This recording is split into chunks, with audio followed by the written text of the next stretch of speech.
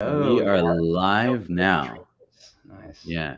I don't think anyone's watching yet, though, but we can. That would be strange if they were just happened to be waiting. They've been waiting here the whole time. Yeah, exactly. Well, they might get an alert on like YouTube or something like that. Okay, so this is on YouTube right now, and Yeah, so we're live on YouTube. cool. And so maybe what I'll do while this is going is basically. So I've got a link for it. But maybe we can do introduction and stuff like that. I mean, do you want to tweet this out or anything like that? Or Yeah, why not? okay. Sounds cool.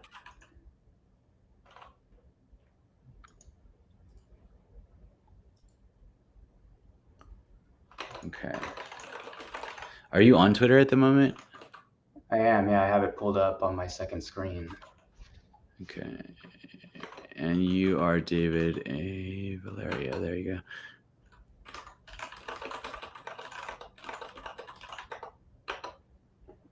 So I'm saying live now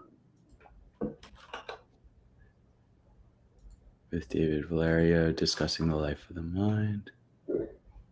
And I somehow. Okay, there we go. So I'm tweeting that now. I am. Cool. I'm ready to retweet. Oh, look at that. Ready for a retweet.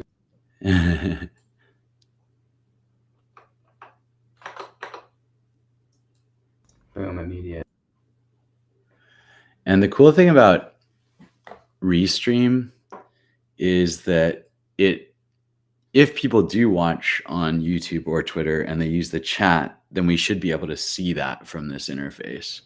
That's really interesting. So it pulls all of those streams. That's interesting. Yeah, and you can respond and like we can even put stuff on the screen. Like I can say, "There's my Twitter and Substack," things like that. That's dope. Can I do that? Try. I don't know. Can you? Do you have like a captions thing on the side? On the right side, there's like chat. Caption. I see a chat, like messages from the audience. Okay, maybe I can make you a host or something. Hang on. Yeah. Oh no, I'm not sure. It's fine. It's not a big deal. I'm cool just chatting. If you say something in the chat, I think I can put it up. So you want to type something in there and we can test it out.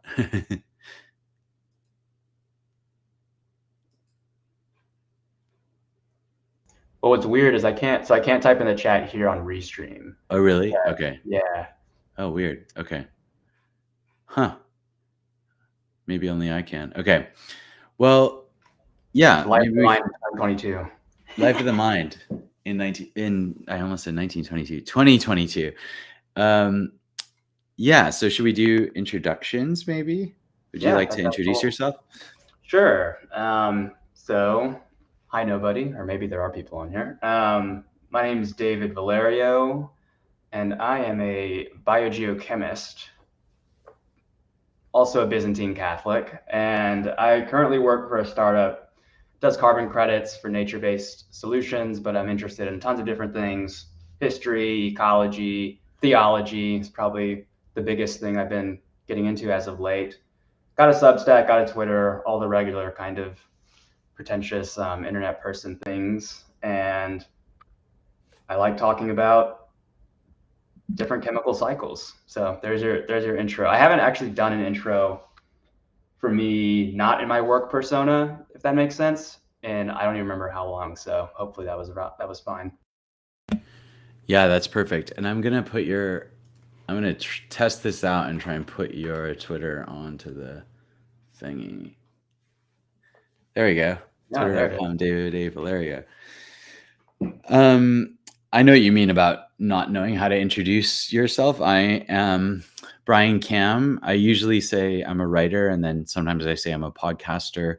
Sometimes I say I'm a philosopher because I now think I think I can call myself that as long as what I'm doing is just reading and writing philosophy all day. And then when I stop doing that, then I'll probably stop I don't know. I suppose it sounds kind of pretentious, doesn't it?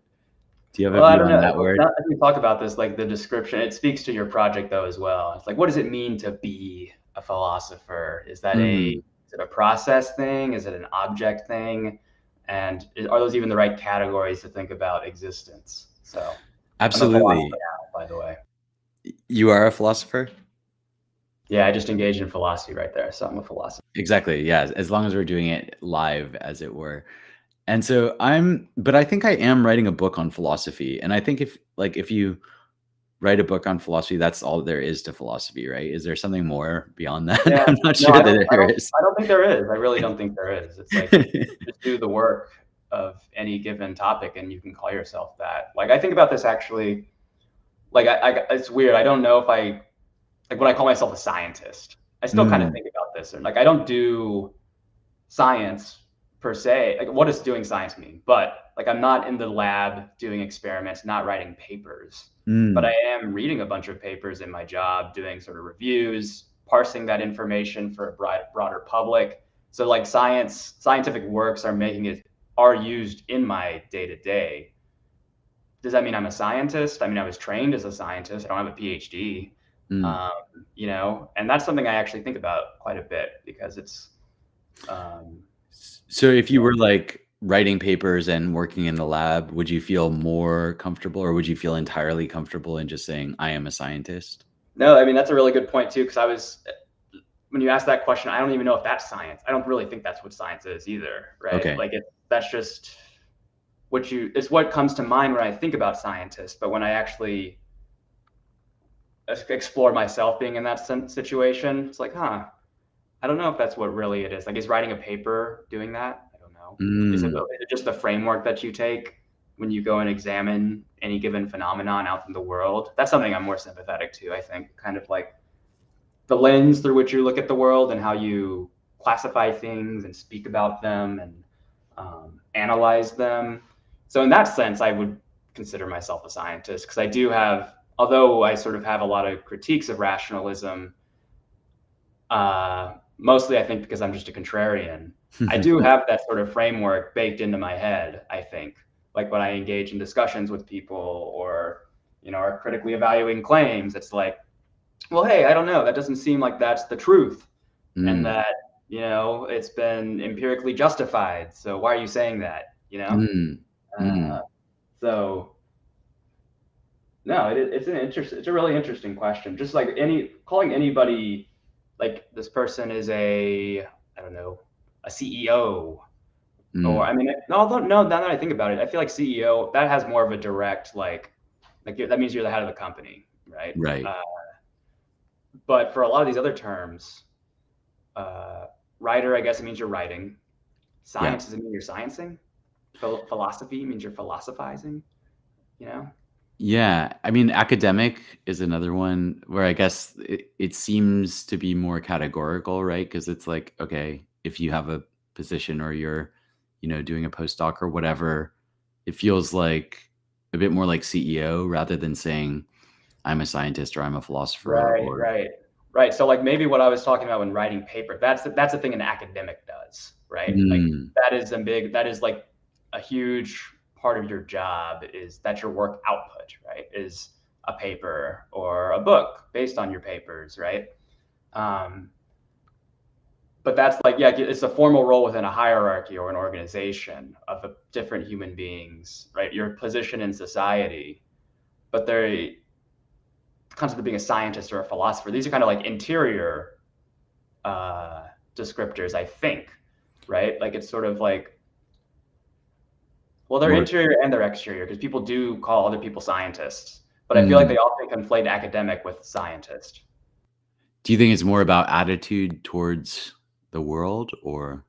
Yeah, I feel like it's more like attitude towards the world. Now that I'm thinking about it more, sort of like being really aware and appreciative of uncertainties. I think like that's not Mm, something you need to. That's not just a thing that academics do. Like plenty of people do it all the time, and they should. Um, Skepticism, right? Uh, looking. Well, I was gonna say like analyzing things historically. That's not true of actually most of the sciences. Um, but I do think it's like more like the framework in which a person lives in the world and works in the world. And scientific thinking is in itself, it is a philosophy, right? There are all these philosophical underpinnings that go behind quote unquote science, right? Like the fact that there is something out there. That doesn't mean there doesn't have to be something out there. Like that's a principle that you accept at face value. That's metaphysical. It's not empirical. So I guess I'm thinking about it. I feel like science is it's just a form of philosophy. Yeah, and historically they weren't very distinct, right? There's kind of like natural philosophy, right? Is what eventually becomes science, and it has this relationship to theology and stuff like that. Yeah, and I consider myself much more in that vein. Like when you talk about theology too, like my scientific thinking, my historical reading, now like over the past 2 years, my theological thinking, like these are all one and the same. Okay. To me, like they're all integrally related in that when I'm using the tools of science or thinking like a scientist when I examine things, there is God there in the phenomenon that I'm looking at. And let's take an example, like the Big Bang Theory, right? The universe began X billion years ago. Like, what is it? Like 13.6? I don't remember. Something like that. But before that, there was nothing, right? But something just happened. And, there's the multiverse theory about the origin of the universe, that there are a bunch of different universes, all these sorts of descriptions and explanations. None of those things can be empirically proven. You can't do it. We have an N of one. It's history. Yes. And I personally don't believe there is a principled way that you can make the multiverse hypothesis or make any sort of hypothesis about this, right? That can be rationally justified. But for me, I just believe God did it. Like God created the universe. And I don't think that that's unscientific, right? Because what is your argument against that? I don't know. I'm plenty of better scientists than me and smarter physicists who actually know stuff about this can probably try to do that. But to me, at a high level, like first principles, it just doesn't seem possible. And most of the major physicists of the past 100 years and probably all of history were theists anyway, I think. Exactly, right? And that's something I think about too. It's like now there's a lot of like I don't know, I feel like the opposition of science and religion is just a myth. Yes. It's really a myth because it doesn't realize all of the theological and religious underpinnings of what we call science now, that it is a religious project, right? It was the Galileo story, right? Of Galileo being persecuted by the Catholic Church. Yes. You can make that argument, but like if you go and look back historically, like it wasn't like there was no set science on what he was saying, right? And the Catholic Church had science. I don't know. The term scientist wasn't invented then, so whatever, take that.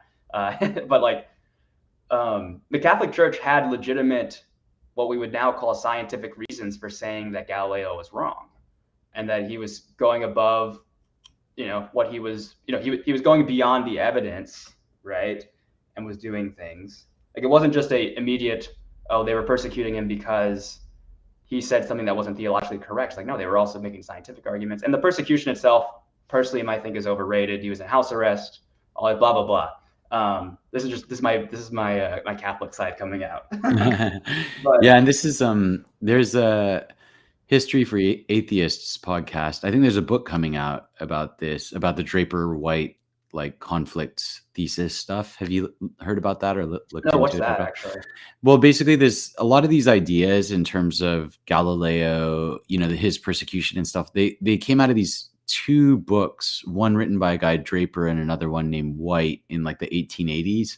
And they were enormously popular books, but they proposed this conflict between religion and science, which was a surprise to most people within most religious people and scientists at the time, but it was so popular that it kind of took root. And so that idea that there is a conflict is itself only like, 100, 150 years old, maybe. And it became very popular. It's very hard to destabilize using facts about the Galileo case and things like that. Like you say, he was going against the dominant fully functional science, and so in every way that sort of matters, the Catholic Church was on the side of science, right? If someone has a crazy theory that's not supported by evidence and, tries to put it out there, they're like, okay, you can call that. They had some issue with like the language he was using. I think they were like, you can It was a talk about, language problem, right? Yeah, right, yeah, yeah. because they didn't want to refer to it as a theory or something like that. Is that right? I think that's what it was. Yeah, it was like the way that he was proposing the idea went against some like way that the church talked about theological truths, I believe. Right. Yeah. Yeah. He ended up taking them on theological grounds, which is one of his major errors.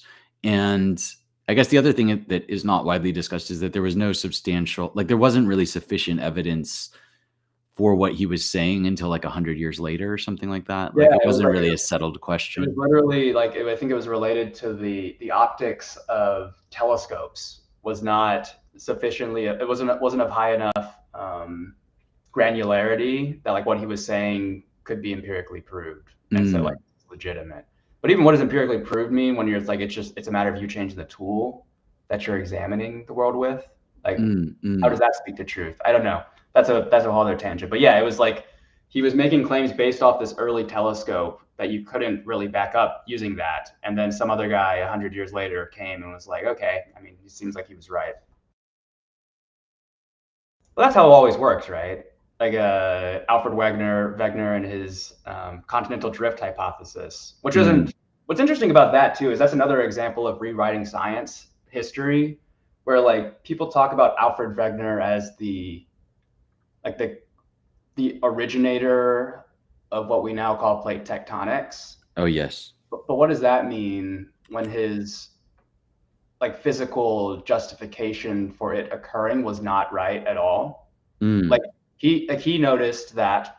Sorry, I'll step back. Basically, this guy Alfred Wegener was an early 1900s German polar explorer, I think, geographer, and he noticed a number of different interesting phenomena about the continents. Um, First and foremost, if you look at South Africa and like Africa, it looks like South Africa could be in sort of the little bosom of Africa. Like basically all the continents look like they could fit together at some point. Um, Another Right. thing you noticed is that the mountain belts that went on these continents also, when you put them together like a jigsaw piece, they all kind of match. What does that Mm. mean? Um, Another thing you notice is that if you look at fossils in the same regions and you put together the continents like a puzzle piece, they also seem to overlap in terms of time and like the kinds of fossils there. Like it looks like this was all connected at one point. Um, Mm. and he proposed this theory of continental drift, basically saying that the continents ride on top of, say, like the Earth, like like ships on an ocean, Okay. and that they sort of cut through the surface of the Earth and move around through time, and that Was at one this point, oh, go ahead. Neptunism? Like, was there water underneath them or no? No, that's a good. I was about to. I don't know that.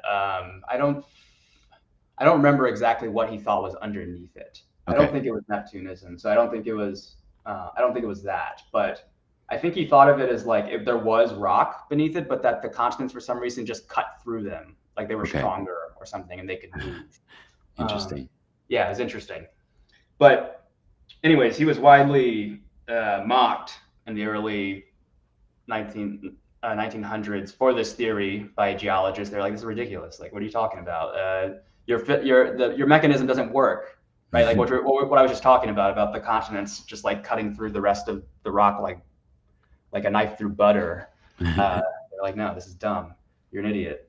And then about 50 years later, an emergent new paradigm in earth sciences came about, which is called plate tectonics, which looks at the same phenomena that Alfred Wegener observed, like all the similarities among continents, but also added this ocean element that um, probably the key thing that, sorry, basically what it is, he looked at the same phenomena that Alfred Wegener looked at, but proposed a different mechanism for how the continents have moved through Earth history, which is this idea of plate tectonics that basically, in the middle of the ocean, there's this thing called the mid-ocean ridge. And from there, a bunch of lava comes up from the bottom, from the Earth's core, or sorry, from deeper in the Earth. And at those areas, there's spreading of the crust. And that is sort of a pushing everything sides. And that sort of moves the continents based on that. And the continents then crush into one another. And there's density differences between what we see on the continents, the above water crust, and the crust that's in the ocean. And that basically that drives a bunch of things. But that is now by far the dominant paradigm when geologists are thinking about the Earth and how things have moved. But in the history books, now Alfred Wegener has been kind of like rehabilitated as like, oh yeah, this guy, he got found plate tectonics early, but he was unjustifiably like attacked. But what does that mean, right? What does that mean when he looked at the same, like I can look at any set of phenomena and come up with a theory about how this happened. Just because a theory came by later that explains the phenomena, like, does that mean that I was right in the beginning? Like, what does that mean? Like, what does it mean to be justified through history for a theory coming and being, I feel like I'm ragging on Alfred Wegener. I don't know why. He's a cool guy. He's a great scientist. But it speaks to the way in which like the science textbooks will sort of try to make a really interesting narrative that makes it everything linear through time and says, oh, this was brought up, it just wasn't recognized. And then, oh, wait, he was right. Like he recognized something and now we got more evidence and now this truth is there. Yeah. So what you're kind of pointing to is the fact that it's sort of rewriting history to like select for the kinds of people that that are compatible with the current worldview. Is that right? Exactly. Yeah. And also there's the focusing on the individuals is another interesting thing. That makes sense, like anthropologically, us being human beings, we like stories about individual people.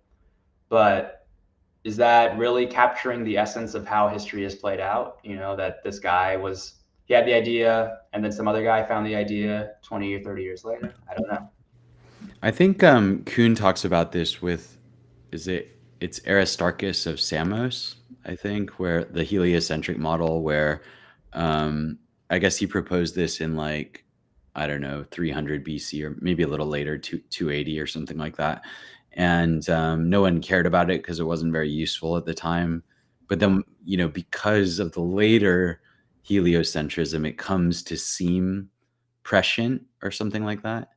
Right. Yeah, that's another great example.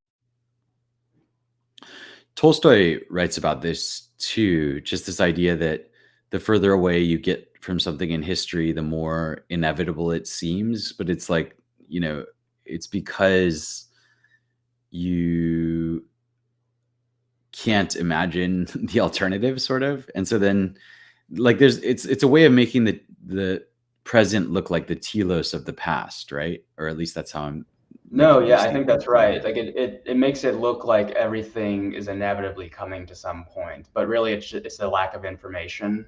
And yeah, it's the absence of evidence in a sense, right? Like you can't, because we have one history in which the choices have been made, right? Like the choices that were made have been made. Yes. You don't see all of the invisible things that could have happened and the paths by which but things could have moved. But what's interesting is I think you can, it does point to teleology, right? And I guess do you believe in teleology or not, right? Is sort of the question you could ask. So like you could say like, yeah, I do believe that it was chosen. Like in my case, I can say that, yeah, I think God just chose this path. Why? I don't know. Cool. he liked it. It was fine.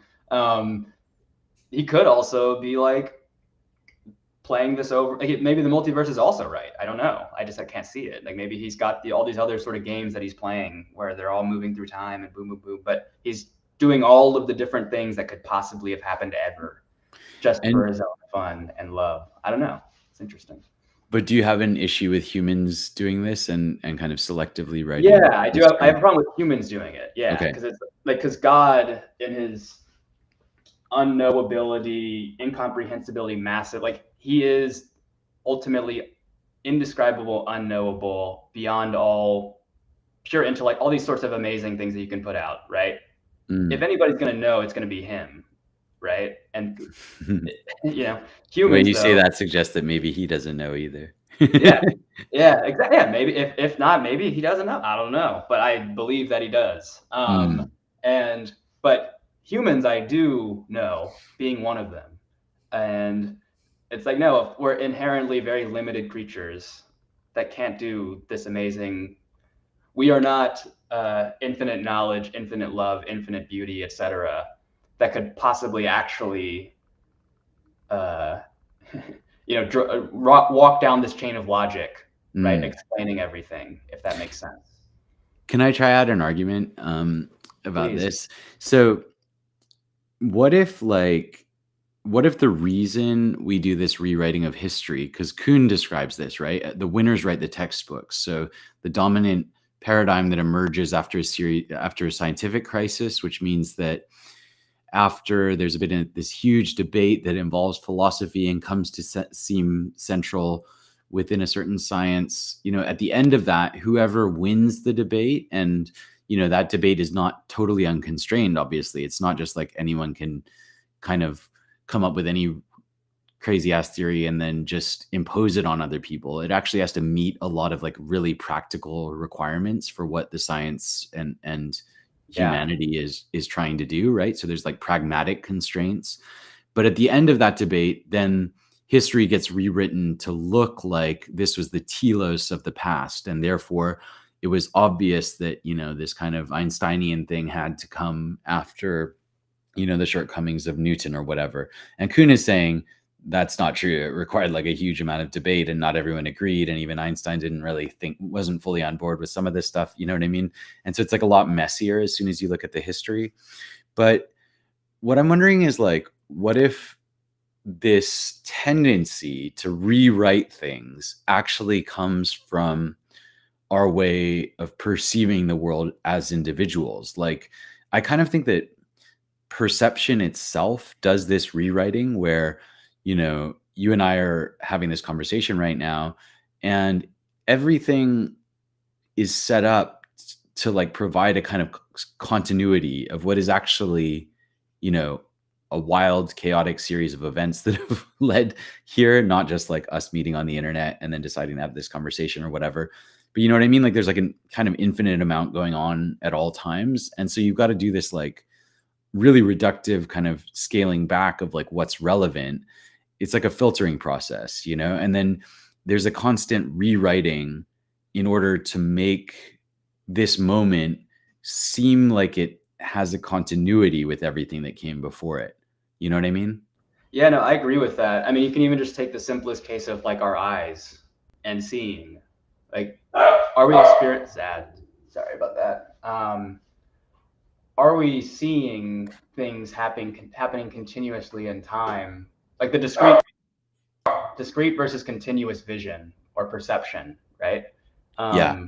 That is something that we think is continuous, but it's a discrete number of frames that's actually being seen.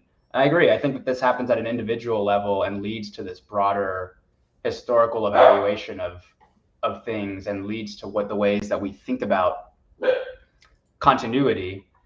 And I guess now that I'm thinking about this, you could also say, like, the only case in which that sort of filtering, or if that filtering could be justified, is if you take things to the infinite, right? Where you Mm. have something that is pure perception, embodied perception. Maybe that's Platonist, probably is Platonist actually. So you can disagree What, with that premise. Plotinus, the Neoplatonist guy, or Yeah. okay. Yeah, you could disagree with the idea that there is such a possibility of a thing that is pure, that is any pure, like pure, like a pure verb or something. Like, does that exist? Does a verb exist? I don't know. Well, these are questions that I'm working on this issue of whether perception at the individual level also affects like perception and action, which I'm going to try and argue are really deeply linked at the group level and even at the societal level, and maybe even at the Like, does it species level tail? kind of thing. Yeah. About like what does a crisis mean and how do you adapt, you know? And so and in this model, you know, it is a kind of it's more than just like a cultural evolutionary model where, you know, our cultural formations are changing all the time and very, you know, there's variation going on all the time. And so, you know, you're generating Wegners and you're generating other people that have completely different views. But then at the end of the process, you know, just like we say, oh, well, you know, this whatever, you know, we look at some cephalopod or mollusk or whatever and we kind of make this story about why it survived or something like that. But in fact, there had been like a different roll of the dice and it hadn't survived, then we'd have a completely different story. And yet, like, you know, so it's kind of going on at the Darwinian level, but I'm trying to argue that that's also going on at the personal level, like even just with like our individual narratives. And that kind of ties it back to the original point that we were making about like, what does it mean to be a writer? Well, there's a lot of people who are now dead that were like, yeah, Tolstoy was a writer, you know, because we have a lot of his writing. He seemed to spend a lot of his time doing that. But you know what I mean? Like there's like it's almost like when you're alive, or when these are still live questions, it kind of problematizes it because you're forced to engage with how much revision is going on all the time. Or you're Yeah. not forced to, because actually like quite often people are pretty happy to just like kind of pick an identity, not, or maybe not even pick an identity, but inherit it or get it in some way and then just stick with it. Right. And just be like, this is a label that I've, you know, that is somehow me or refers to me. And so I don't know, it feels like there's something revisionary going on that once it's part of history, like seems less problematic to us than when we're in the moment or something like that. Yeah, no, I think this is right. And it gets me to the question of like how like, it's all related to time, right? Mm, And because like you can't have revisionism if time doesn't exist. yes, If that makes sense. And totally. so how does the fact that time is something that supposedly exists, um, like how does that play into your thinking about this sort of filtering and revising? Like is there an analysis of time that is central to your way of thinking about this broader like framework? Does that make sense as a question? Yeah, I mean, I am thinking very much about time at the moment. I'll tell you the most mind-blowing time idea that I've got at the moment. This is from Schopenhauer in World is Will and Representation. I think it's the very first book, like sections 11 and 12, I think. And what he's saying is like experience is always spatial. So it always happens in 3 dimensions. And he thinks, and it's always unique. And so we have these kind of experiences, and even though they may come to feel rote or whatever, if we're living in the same house and doing the same routine or whatever, in fact, they're never the same, right? Even if you do the same thing twice in a row, it's like already different, right? And so this is, he thinks this is like non-linguistic, and it doesn't really take place in time. Whereas when we want to communicate something, then it requires time, basically. And so he gives this example of like a billiards player, you know, like a pool player. And basically, like, he's like, you can get super, super good at this by just doing it, right? It just takes pure action and you can learn to make all these crazy shots and everything and never have any theory about what you're doing and never be able to necessarily even speak about it, right? It's just this embodied, enacted, quite physical and three-dimensional action. But if that same pool player like wants to express it to someone else, he's got to figure out a way to translate what's actually 3 dimensions into what Schopenhauer calls the temporal, or like one-dimensional, or into time. So either he has to speak about it in this kind of linear fashion or write a book. And writing the book is basically this translation of 3 dimensions into 1 dimension. And then the recipient of this book will then have to, in time, spend all this time reading it and translating back into space, basically. And so Schopenhauer is like saying that, language is always general, right? And Nietzsche gets this from him, which is basically to say that Nietzsche says it very extremely in, I think it's on Truth and Lies in a non-moral sense. And basically, which is like an essay he writes, I think, in the 1870s. And he's saying every concept requires equating the unequal, because there's nothing equal about the experience except what we deem equal, if that makes sense. And so if you refer to even something as simple, even the most basic category that we consider is of this nature for Nietzsche, which is, the obvious ones like table or whatever. It's like the table, if we deem it to be, these two things that look completely different or are made of different materials and all this other stuff as table. And for Plato, that's kind of like because of this pre-existing notion of table. And even for Charles Sanders Peirce, this, he thinks that these universals must somehow exist.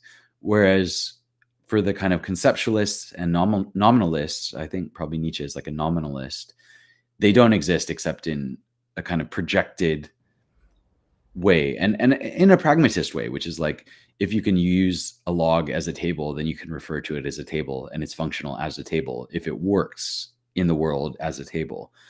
And I think Nietzsche gets that from Schopenhauer, and this idea that, what's so difficult about describing experience is that you have to contort the spatial into the temporal. And this has made me wonder whether, there's some people who have actually, there's quite a few people. If it's interesting, I can list them, or go through my notes and figure out who they are, who think that language is kind of intrinsically based on music, and just Schopenhauer's like insistence on the temporal, like it's tempo, right? It's like this kind of rhythm. It's like this rhythmic time-based thing, and I don't know. I'd be curious what you make of this at first crack with me, probably like not describing it very well. No, that's a fascinating idea. And like the idea, like, I don't know, I can see it, some version of this, right? I guess I don't know if I accept the premise that like what you're talking about with playing billiards, right? Mm, That is spatial. That's yes. true. And the act of communicating it is necessary linear. I accept that too, because it's like when you speak, like what you just laid out, right? When you speak, you can only speak one direction basically, and you have to have things follow one another. Or when you write, same kind of thing. But why? I don't know if I understand why there's no time in the first, if that Right. makes sense. Like when you are hitting the billiard, what does it mean for it to be purely spatial if like basically with the billiard just not with the ball just not move? I Interesting. feel like you still need time for that, Mm, right? To work, because otherwise, again, maybe this is, it's so interesting. It's maybe that my conception or like the premise of time is so baked in my head, I can't imagine something not have mm, like the lens in which I'm examining the physical world. Like I just think that time must be there, but it seems that like I accept three dimensions for the billiards, but there's still the time. There's time yes. as well, right? Yes. That's my thinking. I don't know. Yeah. I think, and I could be wrong about this. It's a great question, and of course, it does take place over time. You have to kind of set up the shot and have this idea of what you're attempting to do. But there's a weird.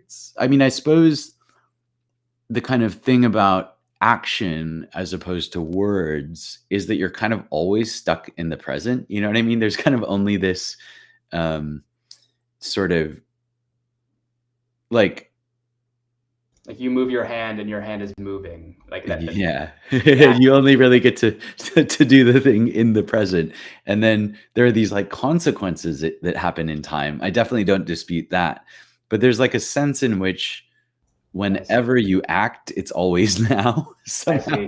I think I see what that mean. I see what you mean now. It's basically like it's every snapshot is the action, right? Like so, like I mean, it's kind of like the Zeno's paradox, I guess. Mm, Like, right? It's like, when does the arrow ever hit the tree? Yeah. Is it possible? Um, that's the other interesting thing. I mean, amazing thing about philosophy to me. Um, Literally, all the tons of progress has been made, and there's been no progress that's been made. Right? Yeah. Um, it's the same questions answered in many different ways, and Yes. that's what makes it endlessly intriguing, I suppose. Yeah, and maybe that, maybe in the best art forms or something like that, or the most important ones, like, is there progress in music? It's kind of like, or cooking or something like that. Like maybe in, I don't know.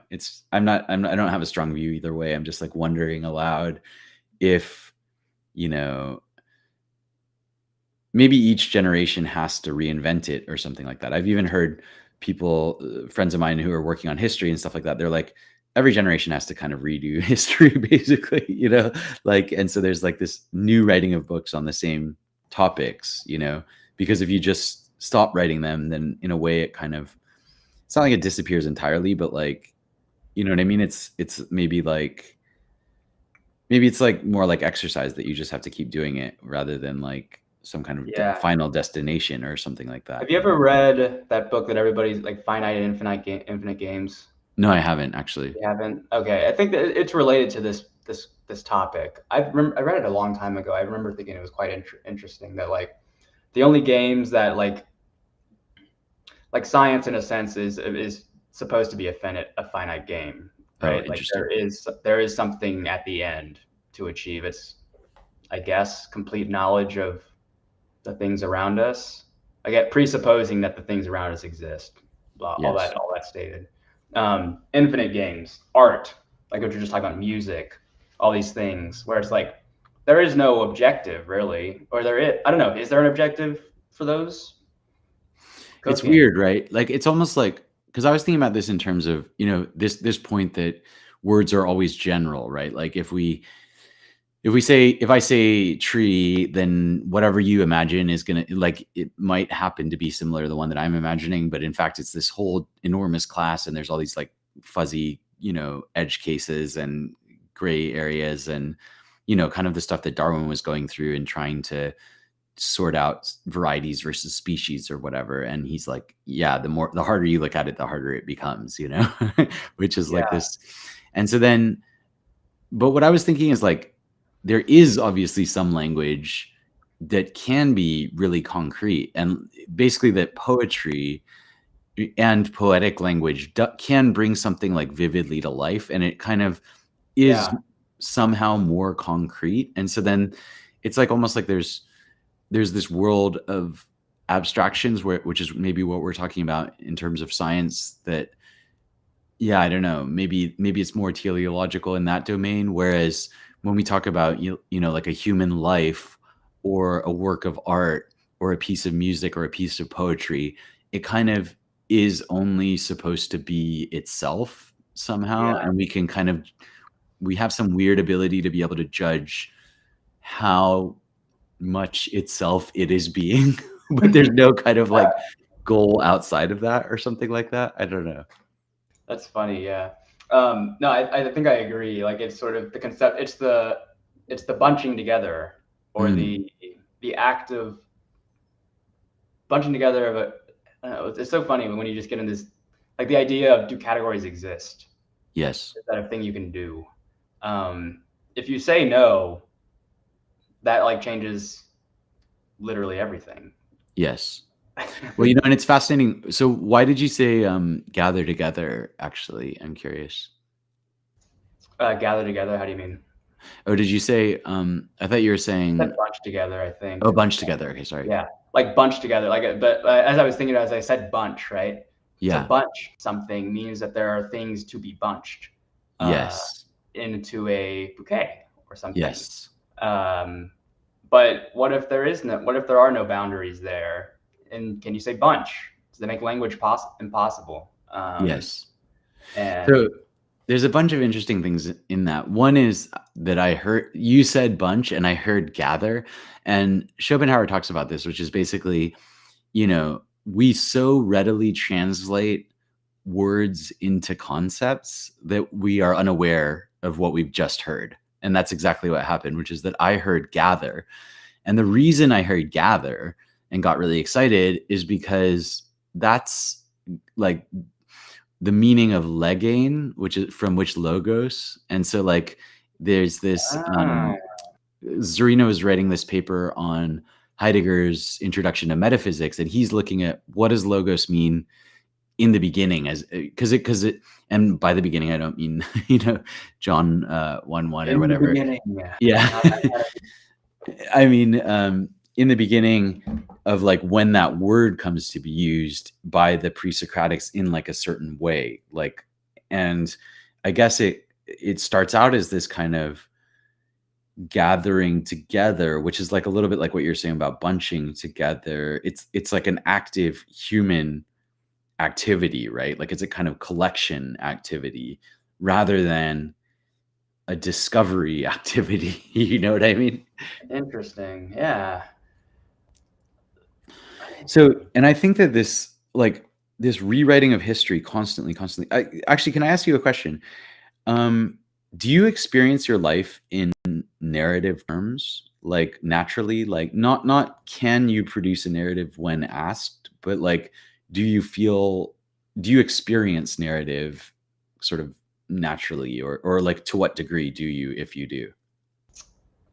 I guess by experience narrative, do you mean like in my head when I'm going through my everyday life? Yeah, not when you're like, gonna do an interview or something like that, No, I don't really at all, actually. Okay, interesting. Because we in Darkly, we're doing kind of selfhood related stuff at the moment, and someone proposed this paper by a philosopher called Galen Strawson, and the paper is called Against Narrativity. And he was saying he cites all these things. In fact, I could probably just pull it up. Like all these people, basically presupposing that, well, the most important thing that we have is narrative and everyone experiences life as a narrative. And then he's like, hang on, I don't experience life as a narrative. He's like, I get that all you guys seem to, and you talk about it a lot, but like, that's just not what I experience at all. And I actually, in reading this paper, I was like, oh, I don't do that either. Like I can generate a narrative when required of me, but I don't actually, you know what I mean? Like Yeah.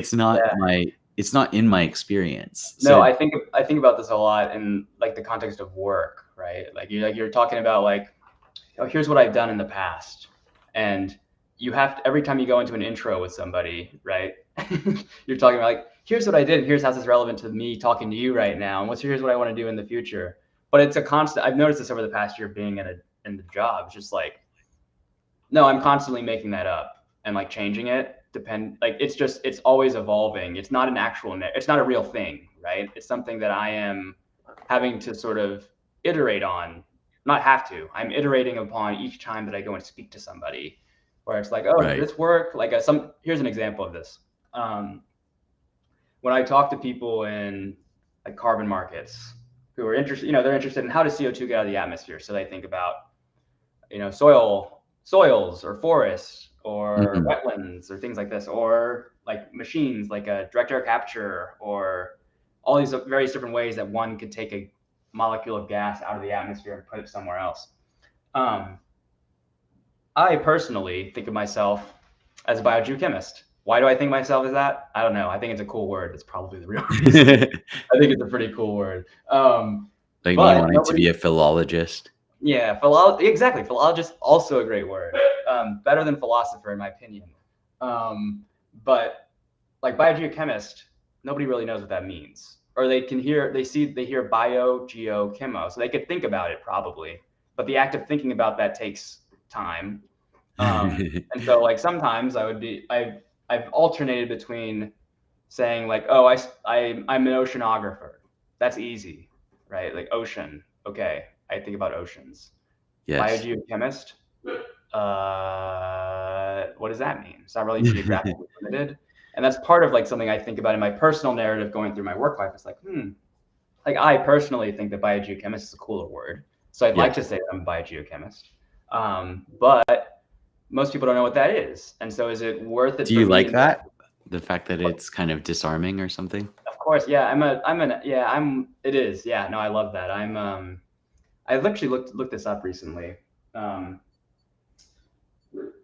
This is probably not. I mean, I don't really buy most psychology, and this term, like the idea of a complex psychologically, apparently has been debunked. Whatever that means in psychology. Again, I don't even really accept that that's a real thing. But I found this thing called an individuality complex, which you can look up. It's on like I think what is it? Actually, maybe you could pull that up. That'd be funny. It's Yeah, on. let me see if I can find it. I think it's on Urban Dictionary. Maybe. No, there's a good Quora answer about this. But basically, it's just a compulsive need to tell people, like to show people that you are different. Oh, I see. And that you are not like others. I think go down farther. Yeah, keep going down a little bit. Psychological condition. Yeah, that one, Jake White. Look at that one. Jake White. What does Jake White say? So for those of you who are not watching, if any of you are here, an individuality complex is a psychological condition in which a person has an excessive or obsessive need for uniqueness and independence. This can manifest itself in various ways, such as extreme perfectionism, difficulty with authority figures, or social isolation. People with an individuality complex may be very creative and ambitious, but they can also be difficult to work with due to their inflexible demands and high standards. So do you identify with this? I do, yes. And most things I don't, because I'm this. Because you have an individuality complex. You're like, yeah. I don't identify with anything except by not identifying with anything. I have to identify with individuality complex. Like, look at this, like Brian, think about this. Difficulty with authority figures. Yes, I have that. Anarchism. Like, why else would I do this? Uniqueness and independence, calling myself a biogeochemist. Yes, or social isolation. I was a hermit for a long time. You know, I was like looking at this and I was like, damn. You're like, damn, this is me. I guess they got me. They've gotten me into a box. That's cool. I don't know how we got on that. Well, no, but it's really fascinating. And one thing I wanted to ask is like, so this thing of like telling people that you are a word that they don't know the meaning of, like it's kind of like a defamiliarizing act, right? Like it snaps them out. Like if you're like, oh, I work in advertising or whatever, or something like that. They're like, yeah, okay, I get that. I mean, I don't know why I chose that example, because actually that would be, I don't, it's not like I meet a lot of advertisers. I try to think of like something that like, who do you meet like a lot of? Like if someone's like, okay, I work in finance. I'm like, okay, I have no more questions for you. Like, because I feel like I know, like, actually, it's not even because I know what exactly it means. I mean, I worked in finance, so like I kind of know, but like, it's like I've got that category, and I'm just like, no, I have no further questions for you. The category is enough in your head that you have no, like, you're not interested in learning any more about it. It's like, okay. Yeah. Whereas if someone were like, I don't know, like, yeah, I'm a biogeochemist, I'd be like, okay, wait, what does that do? You know, like, it does like invite something different, right? And this is actually related, I think, to the discussion we've been having about categorization. Yes. And like the compulsive need that. Compulsive, yeah. Like if from you, like from this, it's related to consciousness in your mind, right? Like the desire and or need to filter. Whereas I think I've never wanted to be in a filter. Yes. And that in itself is a filter, right? Like I am not that. I am a contrarian. Okay, you call yourself a contrarian, then you define yourself in opposition to things. Something, and you're out of you're out of luck. Or like the concept of libertarian. Right. There's something I think about. I don't read any politics. I don't do any of this. So let's not talk about politics after I end this sentence. But like the Libertarian Party as a concept, to me, probably just have a bad idea of what libertarianism is. But I'm like, that doesn't seem to. I don't know. If I'm no, I'm just wrong. Liberty does not mean individuality. But to me, I interpret it as saying individuality. And so I'm like, why would I be in a party with other people? Me. Like, I don't care about like government. Like these are all abstractions way above the individual me. If I actually exist as a thing, which we've been discussing probably isn't real. But like the idea that there are people out there who are, super individually minded and are like, yeah, we're eccentric. We call ourselves contrarians. Again, it's just a function of like, maybe it's just the constraints of language, like make us kind of have to do that.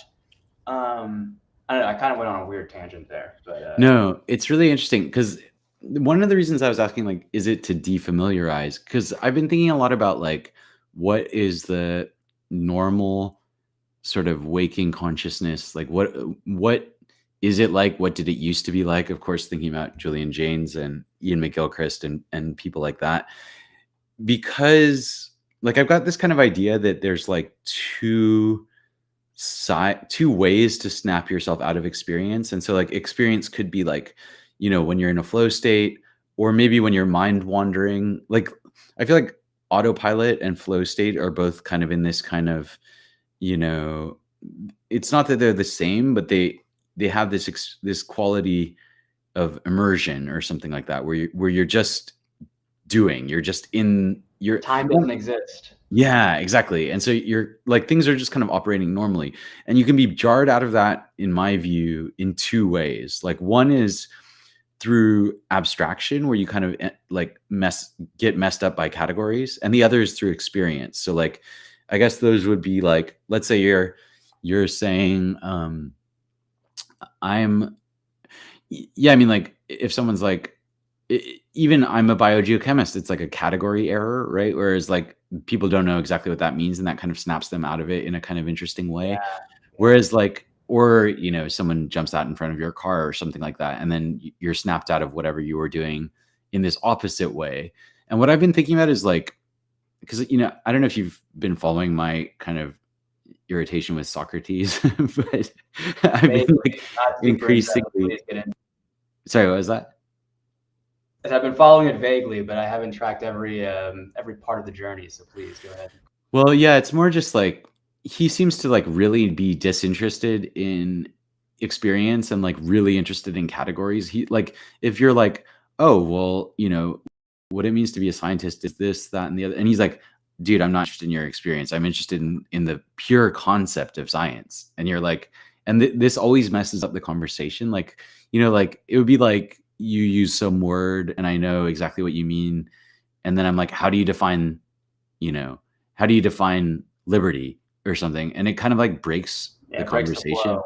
It breaks the flow because now you're like stuck in this, kind of category. Like you're in this, you have to abstract up a level or something like that. Whereas like, I kind of think Socrates is on the opposite spectrum from end of the spectrum from the Buddha, because the Buddha doesn't really buy concepts. It's not that he doesn't use them, but he's like, look, these are only like makeshift tools and you have to eventually get rid of them. But like, here's like knowing that language is always going to break down at some point, like just try out this concept, see where you get with it, and then eventually you'll throw it away. Whereas Socrates is like, I'm not interested in your like actions. I'm only interested in the principle behind all the actions. And it's like, which presupposes that there is a principle behind the action, and Right. like presupposes that the possibility of coherence is there, and that it's just a case of like exerting effort in that direction. And eventually there's like, it's kind of soteriological. Like there's an assumption, and I think it's the assumption from Socrates right the way through at least till the 19th century, when it starts to break down, that if we, it's about the correspondence theory of truth. If we can just sort out these ways of using our language and our concepts and get them to match reality, then, or match, God, or match, truth or something like that, then that will save us somehow. And then all our trouble will be over. And it was always just a question of like imprecise language or something like that. Whereas like the Taoists and, the Buddhists, and I would say the Puro, the skeptics, and a handful of Western philosophers before Nietzsche, there's not a huge number of them, but to some degree, especially Montaigne and Pascal are kind of like this. The Epicureans are a little bit like this. They like just the baked in assumption that whatever reality or truth or God or the universe or anything else that philosophy might care about is, like, there's no reason you should assume that it's going to make any kind of linguistic sense, And so like Spinoza actually kind of quite strongly argues that. And I think Darwin ends up in this territory too. Like some people who really try to fixate categories come out being like, actually, you can't do this. You know what I mean? Like once you look at, and some of them go slightly insane in the process. But that's kind of a rant, but it's like, it's just it's what I've been thinking about in terms of these categories, I guess, over the course of philosophy. No, I think that's a really, I agree with like that, with all that pretty much. It's like, and it's kind of interesting, like when you bring up Darwin, and I feel like this is true of most of the great scientists, whatever you call that, whatever that means again. That like Yeah. they get to the end of science, like they've achieved all this much, they've tried to categorize things as much as possible in any given domain, and then they're like, um, Sorry, like, guys. it's We all right, have to get man. rid I of don't those know. concepts. I Yeah. don't know if this is stuff. I don't know if this is real. But this gets to me. It gets me to another topic that's related. Like Darwin, love of history, natural history, time, Yes. examining things through time, right? And geology, right? Geology, More exactly. A so than geologist. biology. Yeah, Yeah. more than biology. He was more of a geologist than a biologist. My take. But this gets me to this. You had a conversation with Sam. What's his last? Biagetti from Biagetti, yeah. Freudian Explaining. Excellent podcast, or I guess Twitter Space. I'm so His glad you podcast, like that. yeah, his podcast is great too. His take there, that there are only two fields of inquiry, that they're physics and history. I'm still thinking about that. And I think I agree. Like, because it kind of gets back to what we were talking about with Schopenhauer, or was it Schopenhauer? No. About time and space. Yeah, time and space. Who was that? Yeah, that was Schopenhauer. What's Schopenhauer? Physics, action. There's no time in physics, right? Right. In a sense, Right. there's no time. There's no time baked into physics. It's an assumption, like you have to add it in there for things to make sense. History, time. That's what it is. It's time. It's things changing over time. And so when I was thinking about what Sam was saying about it's space and time, right? So like physics about space, time. And I was like, all these other things are permutations of that, or combinations of those two things, right? Subdisciplines. Like subdisciplines, exactly. It was hot. When I heard that, I was like, oh damn, this is a great take. And I don't know. I was gonna text you about this when I first, like, what did you think about that idea? Do you buy it? Or do you think that even the two categories of physics and history are fake, which I could also buy? Potentially. It's a great question. Yeah, I was very struck by that, and I've been thinking about it a lot since then as well. I think I do buy it, but there are, it did make me wonder about art. Like, what is literature? Is that is that just history? Like, in a way, I guess maybe you could argue that. But then, like, what about poetry? Is poetry history? Not really. And like, I don't know. But so apart from art, like when you think about it, okay, like what are the things that you can kind of study or get a degree in or whatever? I was trying to think of like, yeah, maybe it is all physics and history, because in his telling, linguistics, anthropology, sociology, what else? Like basically just everything human related and biology related, right? And the history. Yeah, it's all just history and it's contingent, right? And you kind of, for the most part, can't run experiments on it. Whereas everything else, whether it's chemistry or astrophysics or, ends up being physics. But then I guess under that rubric, right? Like philosophy would just be part of history, right? I guess, and maybe literature would too. I don't know. Well, it's interesting. Yeah, but I think you're right that you're pointing to these categories, like philosophy and like philosophy. Let's just take philosophy. Is that history? I know you say, like, I don't know. I could, like, for those other fields that you laid out, I could buy that. It's like, but philosophy, it's supposed to be ahistorical, but it itself has a history. Right, exactly. It's supposed to be supposed to be about these things that are ahistorical. So it's supposed to be like talking about the premises of what we call physics, like, or what in this framework physics is. But because it is a historical act, I don't know. It's interesting. I feel like philosophy and literature and the other things you brought up, like poetry, art, these things that don't have an end, in a sense, I guess. They bridge that gap, maybe. But I don't know how they would bridge. Like, I don't know. I don't know how they would bridge that gap, and or what distinguishes it. It's like you're saying. It's like the framework, yeah, they fall into these two categories, either one or the other. But it seems like there is some other sort of thing there, but you can't really put a word to it. That is, Fascinating. Yeah, that bridges these two. Because I've been thinking about a lot, because of that Schopenhauer thing about how do you translate space into time, and that kind of right. Like idea what's that the maybe, verb? What's the verb that goes between these two nouns of space and time? And like, what is yeah. the function that leads to that thing? And yeah, we're hitting on the same thing. I think from the earlier Mhm. discussion with Schopenhauer is like I can see like it's like you can understand the case statically, I guess, right? Like there's space and time. How do those things intersect? And is there something or some phenomena, whatever, that has to be there to make it intersect? It would make sense, I guess. Mm. But what is that beyond these dimensions, right? Yeah, it's fascinating.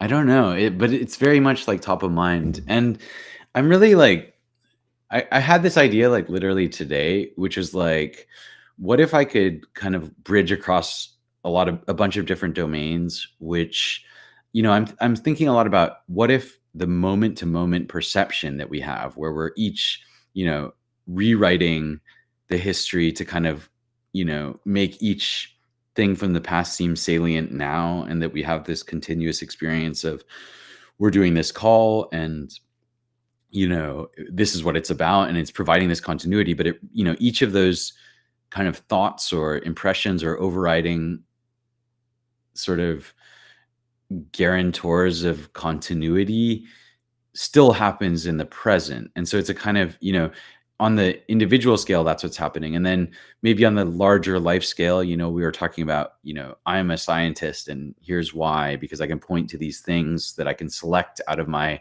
actually chaotic life where millions of different things happen all the time. But doing this kind of selection filter on the variation and saying, this is what I am or whatever. And then that's kind of happening.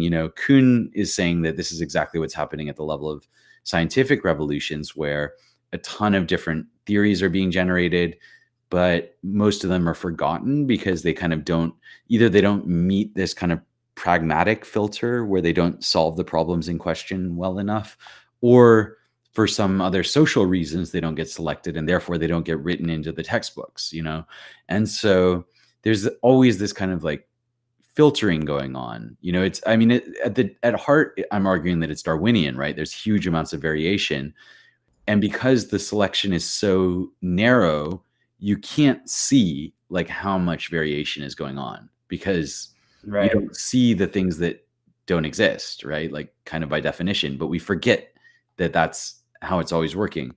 And then to try and link that kind of like individual perception up to the societal level and maybe up into other domains of science, like if this is actually kind of what's happening even at the level of like how chemical cycles, that are, the abiogenesis stuff, like if they're being selected for stability or for, being autocatalytic or something like that, where they reinforce themselves and this ends up generating life. And that, but maybe that even goes back further. And the way that, the elements exist is this kind of balancing act of electrons and protons. And if they don't balance out, then it's like they kind of, you know, they decay, right? And so there's like a filter even at that level, maybe. And so what I was thinking about like is it would be awesome.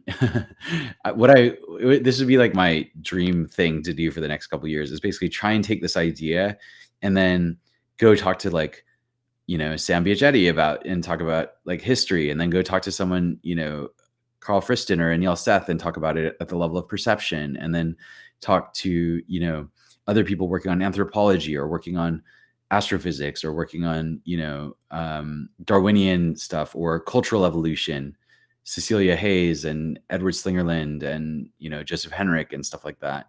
And just kind of like be like, okay, like, are some of these dynamics the same? So it's a kind of complexity theory lens on this much bigger question, and then trying to, just see what they think, like what would be awesome would be to like actually write papers with them and then try and get them together in a chapters in a book or something like that. That'd be awesome. That's an awesome project. You should do that. Mm, Like, no, that would be sick. I think you should definitely do that. And it's like, yeah, because you can see. What's interesting is like, I don't, just does complexity describe that though? In my like, I think about this a lot. Like complexity theory as a mm, term, sort of related to what you're talking about. Like ultimate, like it is potentially all of this like selection, right? Like yes. what we're talking about selection. What is selection? Um, what is there? There's no mechanism implied in selection, right?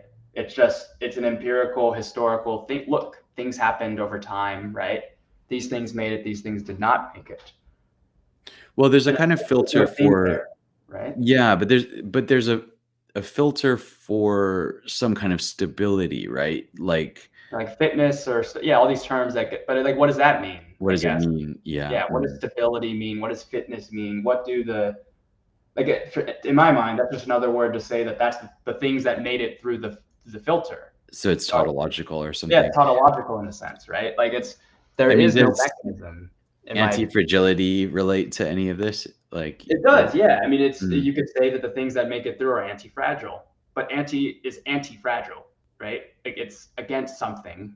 Um against fragile, but like, I feel like that's also tautological though, right? It's like it's a definition of something against something else that the only way you would know something is fragile or not is if you like throw it on the ground, right? mm.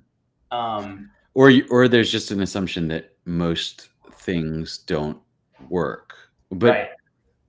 And I think that's kind of like that's what I'm trying to argue the filter is, which is like at some point the rubber has to hit the road, right? Which is like, you know, there's theory and then there's practice, and the practice either works or doesn't. Like it kind of, that's like teleological human terms, but like either the organism survives or it doesn't, right? And that actually doesn't say anything inherent about the organism itself. It says something about, random luck, anti-fragility, the environment, the organism, this complex, tons of interrelated processes, right? But yeah, so I'm not really sure if I have an answer to that. I see the kind of feeling that it's tautological, but I still think that yeah, like complexity theory and evolutionary thinking are both like I feel like they're related to what's gonna have to be the answer, but I don't know if I can actually No, articulate no, I it think yet. you're right, and I think that that's actually like that's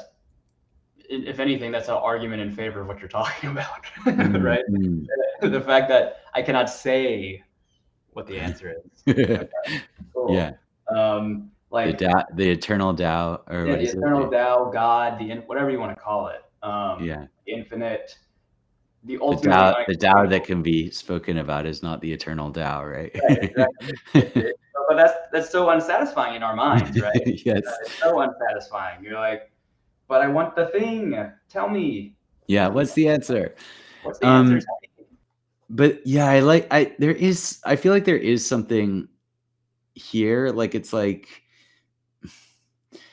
it's a little hard to describe it, and we didn't really get too far. Like, I'll be very curious to hear what you make of the dependent origination paper and also Nietzsche's thing, because like Nietzsche's got all these ideas about how we do the revision in the moment and how we kind of reverse, like because we're always inferring the causes of things. And I think like this is sort of the Anil Seth kind of thing where we're always just doing our best guess of what must have caused this to arise.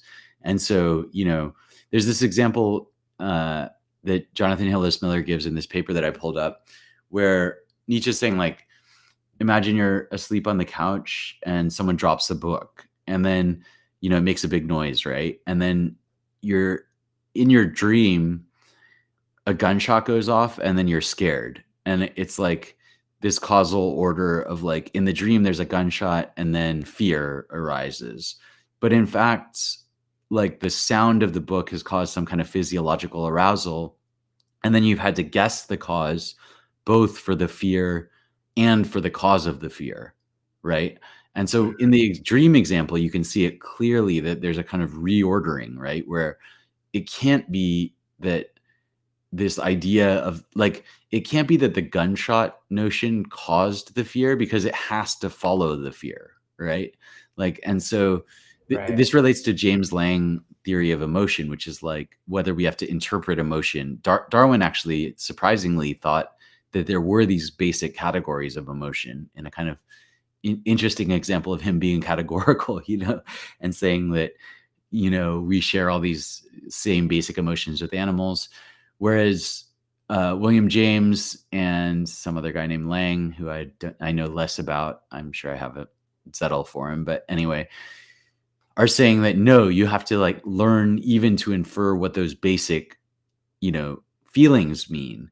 And if that's the case, then there's always this kind of reordering where perception seems to be like something comes in at us as a thing, and then the pure transparency and naturalness and apparent obviousness of it is like misleading because it hides the process by which it has happened, sort of. And so there's always I'm not sure if I'm articulating it super well, but like there's like a kind of reversal of events in terms of how perception works. And I think that that's like, it relates to what we were talking about rewriting these narratives by selecting things from the past, because I can't say I moved to London so that I would like get married in London. That doesn't make any sense because, I couldn't, like I couldn't. I didn't know that. Yeah. Yeah, exactly. And yet there is this weird impression that something like that is true. You know what I mean?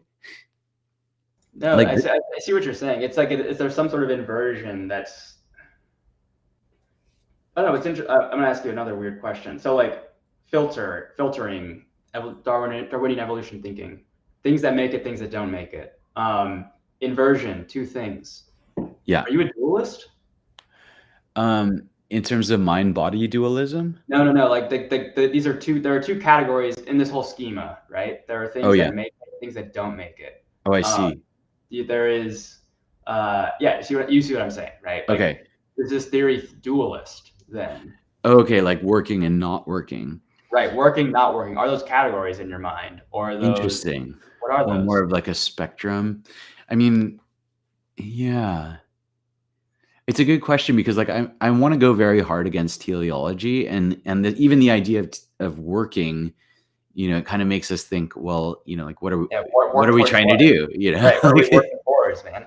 Yeah, exactly. And so then that makes me kind of shy away from it because it's like, I mean, like, does the thing in front of me work as a table? Yes, because I put objects on it and they haven't, like, the thing hasn't fallen down, right? But like, but then that implies like this kind of intentionality behind me. And I think this is what Kuhn says about Darwin, that why Darwin is so terrifying. He's like, people were not afraid of the fact that there's no God. Like many people had thought of that from antiquity, and people knew how to think about that and weren't afraid of it. What Darwin does is he removes any sense of goal, right? Like basically there's no direction that it's leading. And that he thinks that like, as long as there's a God or gods or whatever, and then there's some end that they have in mind, or even if there's no gods, but there's like some kind of progress happening, then people were kind of fine with there being no God. But if what you're saying is like God or not, everything that happens is fundamentally random. And, it's not that it's meaningless, it's that its meaning is like bound up in context. And that, in a certain sense, it's like an anti-progress stance, right? Which is that like, it's just a kind of, I suppose it's like an infinite game, right? It's an endless dance, which is Right. that, which is, there's something about that kind of, I'm just trying to think about it because, like, I guess you've got this great chain of being kind of idea in Yeah. Christianity, which is like, well, maybe there is this kind of ordering, that there is, even in Genesis, right? It's like all of the other creation is for man, right? Like, Yep. whereas, and then, if you take David Graeber, I know his new book seems to have basically pissed off everyone, and yet, I still haven't read it. It's on my list. I need to. It's probably yeah, it's probably a good sign that it's pissed off. I mean, it's not like everyone loved the old Oh yeah, ones. Like the old people ones are totally pissed off. love David Graeber and all of his work. Yeah, exactly. No issues with it. But so in that one, he's saying, well, all these Enlightenment ideas, come from the interaction of like Christians who believe in this great chain of being with truly egalitarian large scale societies in the new world. And so they're like, wait, what? And all the kind of, not all, because he's very opposed to the idea of just like categorizing and doing this noble savage thing. So it's not that all societies were super egalitarian and super chill and not killing each other and all that kind of stuff. The Shiga certainly were not that. So yeah, exactly. But at the same time, like the Europeans were encountering some societies that are just like, why do you listen to what that guy says? And this is like literally the first time they've ever thought of that. They're like, wait, why do I listen to my captain or whatever? And like, you know what I mean? And that, like, basically this is like, and they encounter it because, there's these radically differently structured, scaled societies where the chiefs don't lead. Like there's no understanding that they could lead. And there's not even an understanding that, children can be instructed by adults. They're just like, no, that's not the way it works. Like, children exist in this. I mean, I'm kind of conflating things because there's this guy, Don Kulik, who was writing about Papua New Guinea, and they have a similar attitude towards childhood. They're like, well, obviously children exist in the spirit realm and you can't teach them anything. And yet the children still learn. So it kind of suggests that the Western view of like, oh, well, we have to hammer all this stuff into them is like, just like totally wrong, And so, I don't know how I got onto that, but just like, I guess this idea that, yeah, that maybe but so you've got this kind of order idea. And then, in Rousseau's kind of responding maybe to this indigenous idea, which is like, why do we have this hierarchy and teleology and stuff? And why can't we just, vibe basically, even though people hate that word too. And, it's humor for most people. Yeah, exactly. But at the same time, like, I think there's, what if it's neither of those? What if there is no point and no order and everything else? And the point is not to like either conquer nature or use it in a certain way. And the point is not to like, actually exist in harmony with nature, that too is a false dichotomy. And basically you're just thrust into existence. And, and like, I think I actually am pretty anti-nihilistic, and I'm anti-relativistic, and I'm I'm kind of opposed to everything and not really in favor of anything. But at the same time, I don't want that opposition to become itself a position. You know what I mean? Like I'm like, no, I'm not a nihilist. No, I'm not a skeptic, even though I'm skeptical of everything. I'm not a contrarian. I'm not a contrarian. I'm not a contrarian. Like, yeah, damn. It ain't easy having an individuality. I know it's not easy being. It takes a lot of energy, doesn't it? Yeah, it takes a ton of energy. Just be me, Yeah, being. Yeah, you have to constantly strive, because as soon as you're recognized as existing to a category, you have to blow up that category and you're always running away. Yeah, exactly. It's full flight from reality, right? Yeah, seriously. I don't know. What's the end of all of this? Is it constant striving? Is it,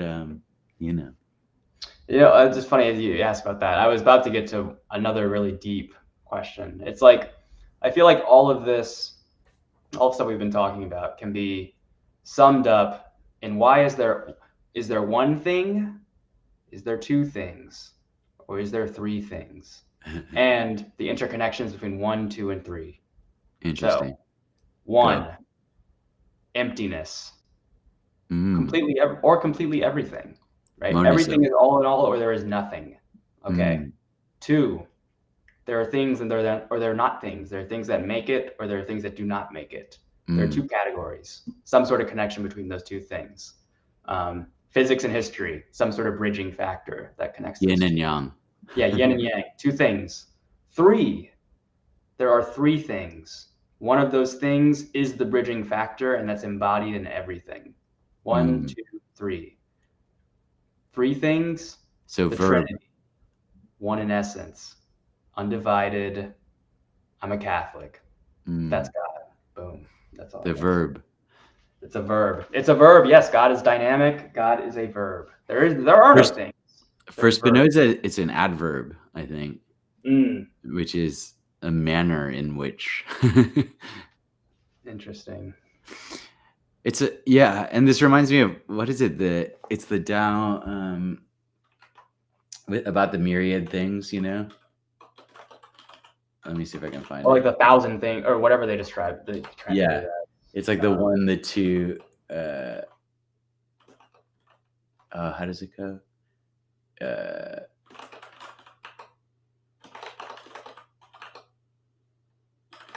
Let me find the Tao in my Zettelkasten, and I will find it.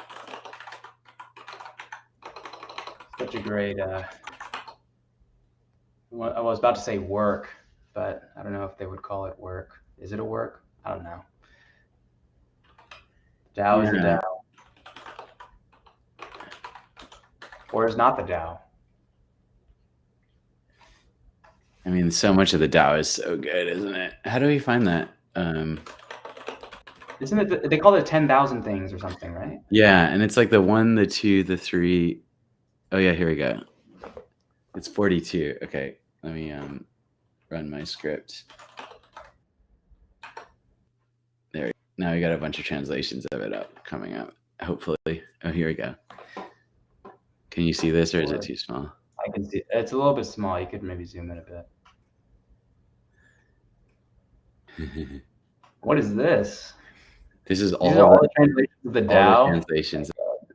Well, it's actually there's actually thousands. Maybe there's hundreds of translations. Did you write this script? Is this yours? I know I wrote the script that opens up my favorite translations. Okay. So you can see. Let's check out this one. Tao engenders 1. 1 engenders 2. 2 engenders 3. 3 engenders the 10,000 things. Yeah, exactly. That's where complexity hits. Dang. Yeah, the 10,000 things carry shade and embrace sunlight, shade and sunlight, yin and yang, breath blending into harmony. Humans hate to be alone, poor and hungry, yet kings and princes use these words as titles. Interesting. We gain by losing, lose by gaining. What others teach, I also teach. A violent man does not die a natural death. This is the basis of my teaching. Yeah, I remember reading this when I was like, I don't know, like 18 or something, and it really stuck with me. I'm like, what does it mean? It's also funny that it's 42, isn't it? Like, it is funny that it's guy. The Tao begot 1, 1 begot 2, 2 begot 3, and 3 begot the 10,000 things. Yeah, this one gives all the translations. Wow. Oh, maybe we're not funny about this. I forgot that I read this. Like I didn't even remember this being a part of the Tao. It's been a long time. Like a year and a half, I guess, since I really read it. But remember what translation you read? Actually, it was Ursula Le Guin's translation. Oh yeah. I wonder how she does it. How did she say it? I can go grab my copy, actually. I'll be right back. Cool. I'm going to pull up all the DAOs.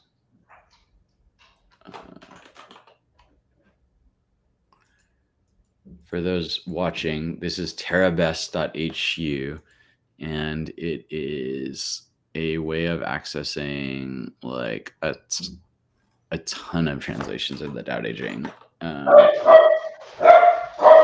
Here we go. English versions.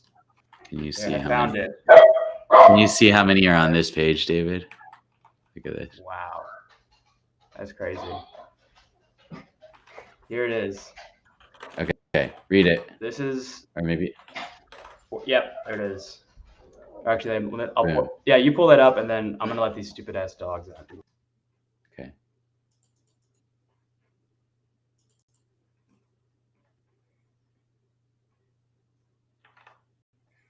Okay, I'm back.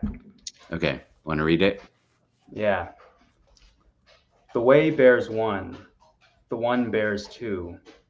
The two bear three. The three bear the 10,000 things. The 10,000 things carry the yin on their shoulders and hold in their arms the yang, whose interplay of energy makes harmony. People despise orphans, widowers, outcasts, yet that's what kings and rulers call themselves. Whatever you lose, you've won. Whatever you win, you've lost. What others teach, I say too. Violence and aggression destroy themselves. My teaching rests on that. Kind of the opposite of Heraclitus, right? Which is war is the father of all things, right? Yeah. War is action. War is movement. War is yeah. And that's the other interesting thing about this text is the way the translations just like I want to know, I'm not going to learn how to read Chinese or like do all the cold, not doing that, but and yeah, are there still the same number of interpretations when you read the characters? You see what I'm saying? Like, what does that mean? Yeah. And you have all these different translations are they speaking to one thing that makes sense when you read the Chinese or not? I don't know. Well, so actually, yeah. Oh God. AC Graham writes about this. I wonder if I could find that. Oh, I think I can see it on the shelf. Hang on, let me see if I can grab it. Actually, I think you told me about this at one point. That like even the Chinese characters themselves do not like give enough, like they don't make enough sense in Chinese. Like it's so sparse or whatever. I don't even remember exactly what it is, but like it's so minimal the text that you can't get like a full I was going to say reading, but of course you can read it, like a full interpretation out of it. I don't know. Something weird. Yeah, well, there's all kinds of questions about punctuation and stuff too, because like they're like, is this the end of the sentence or is this the start of the next? And it's like very ambiguous. And then, yeah, let me see if I can find. There's like so AC Graham, who you've read. I think you read his translation of the Zhuangzi, right? I did, and then I read his Disputers of the Tao. Philosophy of ancient Chinese philosophy, which is, I forget what the name of the book actually is, but that was an excellent book. Disputers of the Tao. Disputers of the Tao. Yeah, that's what it was. Yeah, it's great, isn't it? Although I did get lost, like whenever he got into the parts, the Moist bullshit. Oh my God, yeah. I don't care.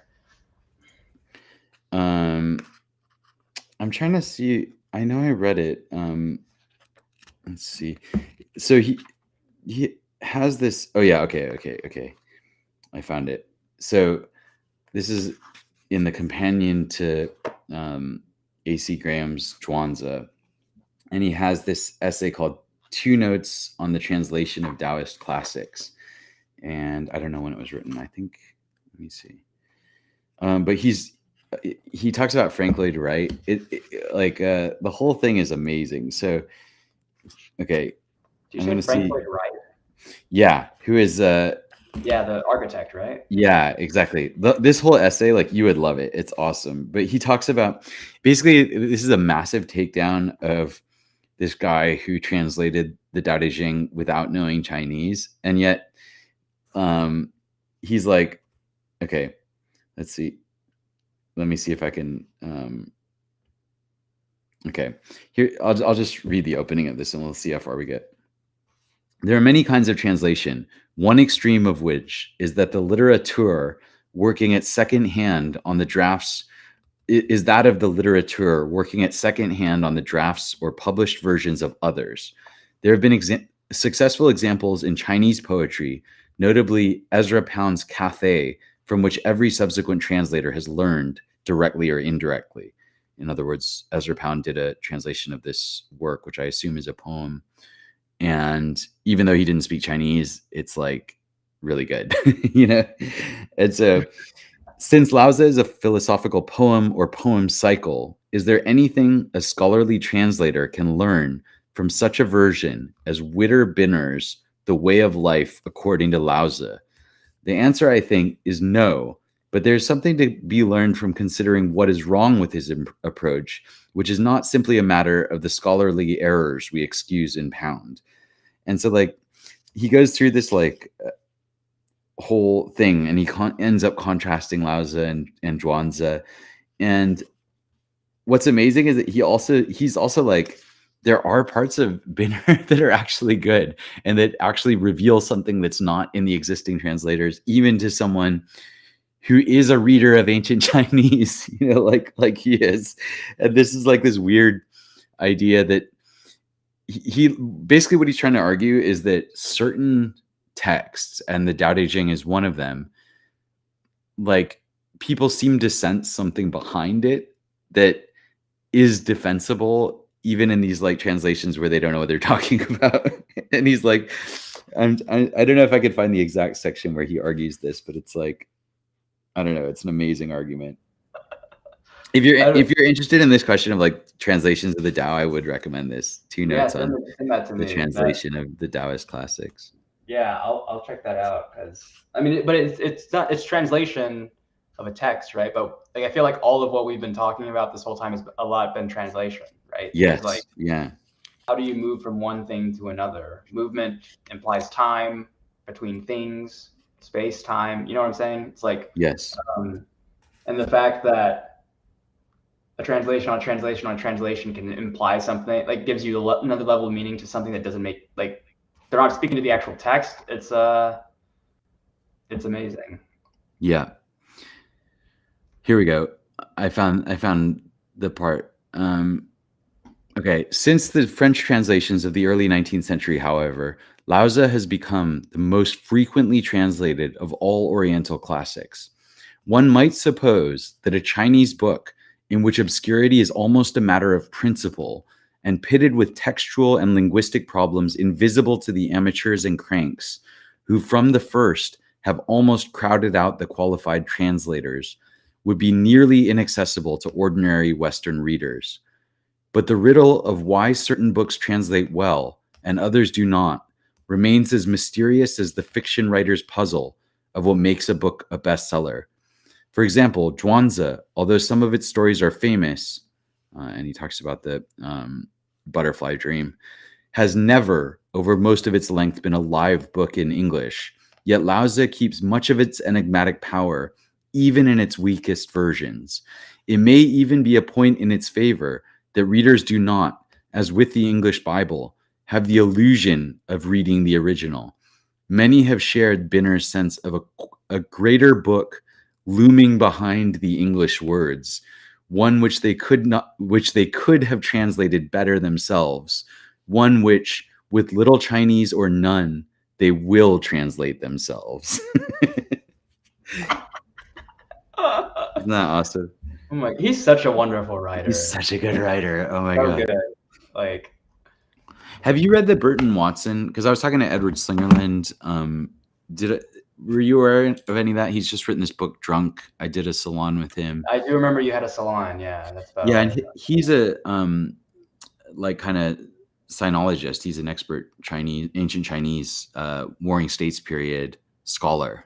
And he's kind of read all these texts, and he has read, he knows the A.C. Graham and the Burton Watson well enough to kind of contrast them in great detail. And he really likes the Watson. So I was actually kind of reading the Watson as a kind of counterpoint. He's like, Graham definitely understands some of the philosophical stuff better, and yet it would be hard not to engage with the Burton Watson. Like, he was like, if I translate it, it'll just be like, I'll really, really have to try hard to forget the Watson because it's so perfect in some sections. Wow.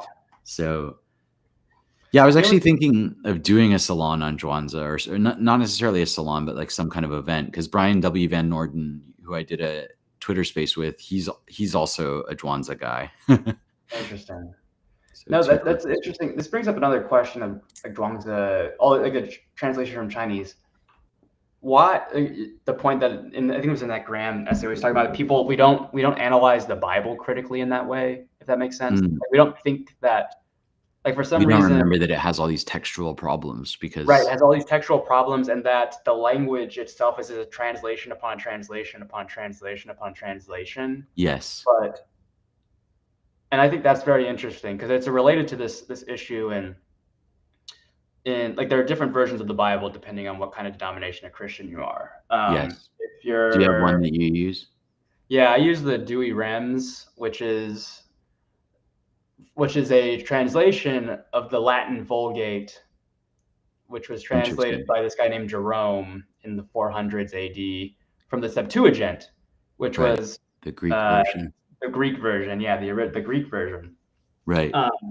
And but what's interesting is that during the Protestant Reformation, Martin Luther said that the Septuagint was bullshit, and that what he was going to go with was what the Jews have kept through time, which means that there Right. are like some books The that are in the Hebrew Protestant Bible. Bible some books in the Catholic Bible that are not in the Protestant Bible. And that's not Right. even talking about like the pre-Catholic Protestant split, which is a whole other thing where they have their own different Bibles. But the point Yeah, and being, even but yeah, it was in the early days. There was a kind of there were kind of didn't the Catholic Church have to come up with a canon in response to another problematic canon or something like that? the fact is that the Bible itself is a historical document that was put together by the Catholic Church at some point in time, right? And like the canon was finalized only in the I'm not gonna early before the thousands, like 400s, 500s, something like that. The first New Testament canon, I don't know whether it's the final one. I know this from one of Biaggetti's podcasts, I think, and I've got a Zettel on it. First New Testament canon, 135 AD, in response to Marcion of Sinope, who made his own canon of the New Testament, and that one was declared heretical. And so that was the first time that the Proto-Orthodox Church published its own canon. And it may have changed after that. I'm not sure. No, it did change after that, but you're right. Like it's so funny. It's like they're all in reaction to others.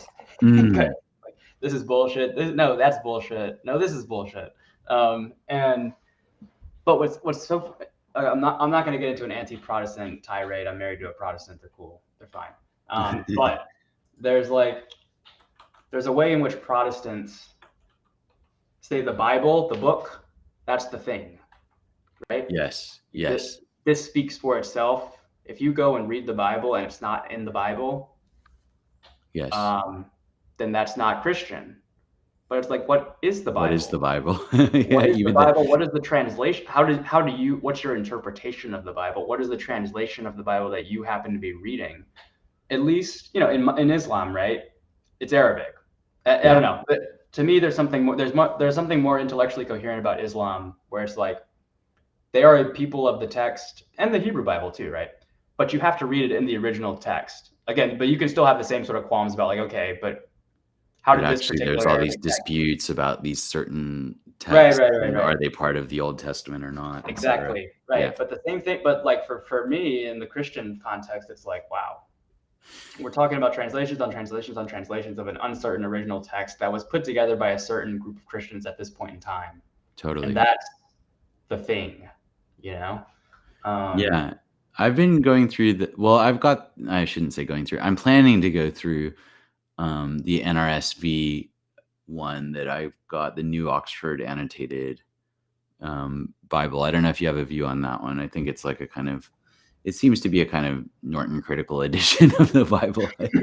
With lots of I'll be honest. The only reason the Douay-Rheims translated from the Latin Vulgate, that's like basically the base text for Catholic Bibles, which comes from the Septuagint.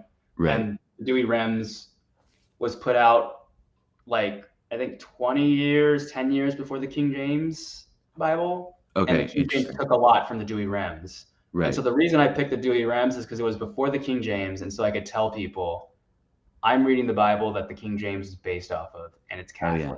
That's the only reason I picked it. It's good, but it is good though. I like it. Yeah. But the King James is also. Do you have a view on the King James? Not particularly. I mean, it's got some great language. That's the version of the Bible that most people have in their heads, right? Yes. Shakespeare, all these sorts of things, movie references. It's all King James Bible. I'm very much not anywhere close to having an academic or like an intellectual opinion about the different translations of the Bible. Mm. But that's what's easy. That's the cool thing about being a Catholic. There's a lot of stuff you don't have to think about. Because you're just like, somebody else has thought, or it's not somebody, this whole institution, the church, has thought about this for me, and here's the answer. Yeah. And so I can just be like, cool, I believe that. And I don't have to think about a lot of these concepts. So like for the church, I don't need, now that I say that, I don't know what the Recommended. definitive version. Yeah, what does Yeah. that mean? I Right? think Like the what NRSV, actually, I don't know. Yeah, there's a like what for English, at least in the United States, you would look at the U.S. Conference of Catholic Bishops, and they would probably have some version that would tell you. But what does that mean when you're talking about the Chinese Catholic Church or like one Catholic Church, but you know what I'm saying, different languages? Yeah. Are we actually reading from the same Bible? Yeah, exactly. Yeah. Well, and one thing I've thought about, so there's a few like textual issues that I'm interested in, and one is like when you've got an oral tradition that gets like captured when it's like really molten hot, and I kind of feel like, Homer is the classic example of this, but then I kind of think the Tao Te Ching might be like that as well, that there's something about like language forged in speech that if it's captured at the correct time, that there's something like nuts about it.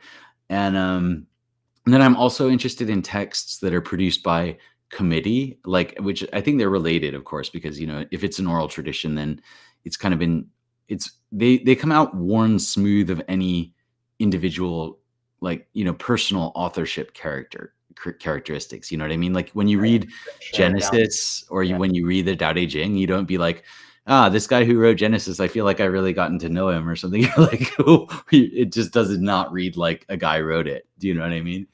And yeah, I mean, of course, you may view, I don't know what the exact view of how that text came to be written. Is it that Moses wrote it? Like some people have that Yeah, view. that's what people say, but Right. I don't know how biblical, attached I to don't know that. how much you got into biblical scholarship, but there's like, I think at least the view of biblical scholars now is that there were like three different, or maybe even more than Kind of three. lineages that come together in Yeah, there, and that's why you end up with together. duplication of certain Yeah. stories and things like Yeah, that. like Yeah. Genesis, right? The first chapter of Genesis, like that, Yeah. or the beginning of Genesis is like Yeah. the If first. one dude wrote that, he had a lot, he had a lot of thoughts going on Yeah, at once. yeah, a lot of thoughts. They didn't necessarily make all that much sense together. Yeah. And the Tao Te Ching is like a similar character, you know what I mean? Like it doesn't feel like it was written by a normal human somehow. And I think that I kind of wonder about that with the King James version, like saying nothing about its accuracy or its historical context or whatever. But I've heard that it's like written by like it was like 100 different people worked on it or something like that. And there is something that seems to be like when you do that, that like I don't know, it just seems to produce interesting texts because it's like I don't know that it's I mean, just I think it's kind of like another filtering effect of like this text that you are reading had to make it through like 500 people's brains, and they yeah, thought it was and real. they all had veto power, like of Yeah, some kind. exactly. And it's like what you end up with is like it's like a via negativa or something. It's like you don't end up with I don't know. It's not that it's like the most conservative version. It's just like worn smooth of personality or something, isn't it? Yeah, but like when you read Chuangtse in whatever translation, Yeah, he seems like a guy, yeah, like right? this is a person. Like This is a person. this is a weird dude, and Yeah. he's doing weird shit, and that's cool. I like it. Same when And you read like Ecclesiastes or something like that, right? Like, yeah, I know, and you're like, okay.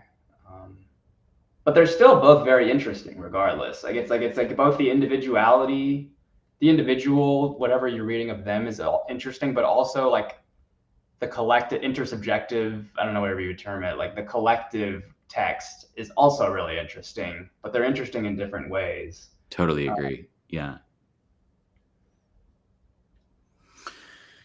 Cool, man. Well, should we leave it there? I feel like yeah, this has been an awesome conversation. Yeah, no, I thought this was a great conversation, and I think for some the thing that sticks in my head is translation, or the Yeah. conversion being like sort of central to whatever the hell we were talking about for the past 2 hours. Time and space, Yeah. textual traditions, yeah, Taoism, like all over the place. Huh? Yeah. It's really good to talk to you, man. And let's do it again soon. Yeah, no, we definitely should. It was great. And do you want to say anything about where people can find you or anything? Yeah, if you can just go to my Twitter, David A. Valerio. I'm also my website is davidavalerio.com. Got a Substack, valerio.substack.com. But Twitter, you can get all that basically. So. Okay. I put up your Twitter. I'm putting up your davidavalerio.com. I'll put up my Twitter, Substack. I've got everything. I've got a Patreon now. Have you seen that? I did see that, yeah. Yeah, I'm trying to put everything up. I'll post this video on there so people can see it. Nice. Thank you, man. No, this is excellent. Thanks it was good, really great to chat. We need to, we'll keep doing this more often. It's funny. It's like I feel since I was getting married, just so much shit was going on. I was like getting all these things out, but I say that potentially I have, I'm like less busy, probably not true, but like it feels like it's going that way. If that makes sense. I have more time to talk to my internet friends across the pond. Across the pond. Yeah. Thanks for making the time, man. It's an absolute pleasure to talk to you. Oh, this is wonderful. Cool. Let's do it again soon. Yeah. Bye.